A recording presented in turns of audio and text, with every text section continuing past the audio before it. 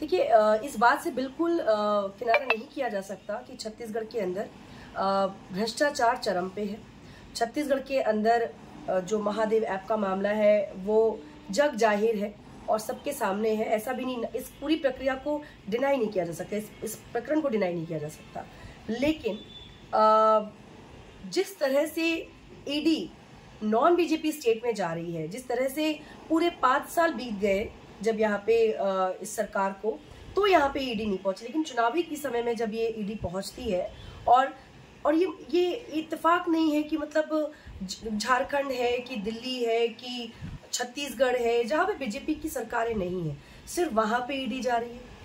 ये सवाल है कि ये मध्य प्रदेश क्यों नहीं जाती ईडी, सवाल है कि ये यूपी क्यों नहीं जाती, सवाल है कि गुजरात में क्यों नहीं जाती। गुजरात में हम सबने देखा कि अवैध शराब से, जहां गुजरात में बोलते हैं कि शराब बैन है, वहां पे अवैध शराब से लोगों की मृत्यु हो गई, मोरबी पुल हादसा हो गया, यहाँ पे क्यों नहीं ईडी जाती। तो इस पर पूरी तरह से सवाल दिख रहा है। इसी प्रकार से लग रहा है कि ईडी का इस्तेमाल जिस तरह से पॉलिटिकल टूल बना करके वर्तमान की केंद्र सरकार, बीजेपी की सरकार ने किया, शायद ही इस तरह की प्रक्रिया पहले कभी हुई हो। बीते 9 वर्षों में, 8.5-9 वर्षों के बीच में हम देखें तो लगभग 3000 से ऊपर ईडी के छापे इस सरकार में डाले गए हैं और सब विपक्षी नेताओं पे डाले गए। और उसमें अगर आप देखा जाए कि कितनों पे सजा हुई, कितने परसेंट उसमें वो हुए, तो कुछ 0.3% के हिसाब से ही ये आंकड़े निकल के आते हैं। इसलिए ये बहुत शर्मनाक है कि जिस तरह से वर्तमान की सरकार, केंद्र की सरकार, मोदी सरकार तानाशाह रवैया अपना रही है, उस पूरी प्रक्रिया से सवाल उठ रहा है कि नॉन बीजेपी स्टेट, क्या बीजेपी के सारे नेता ईमानदार हो गए?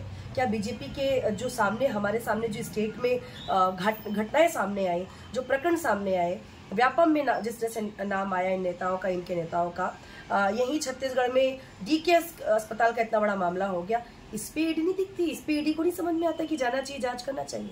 तो इस प्रक्रिया पे पूरा सवाल है कि ये बहुत दुखद है कि इनको बाकी नेता तो दिख रहे हैं लेकिन इनको अपने दल के नेता नहीं दिख रहे हैं, अपने दल के लोग नहीं दिख रहे, अपने दल की सरकार नहीं दिख रही जहाँ पे ईडी छोड़ा।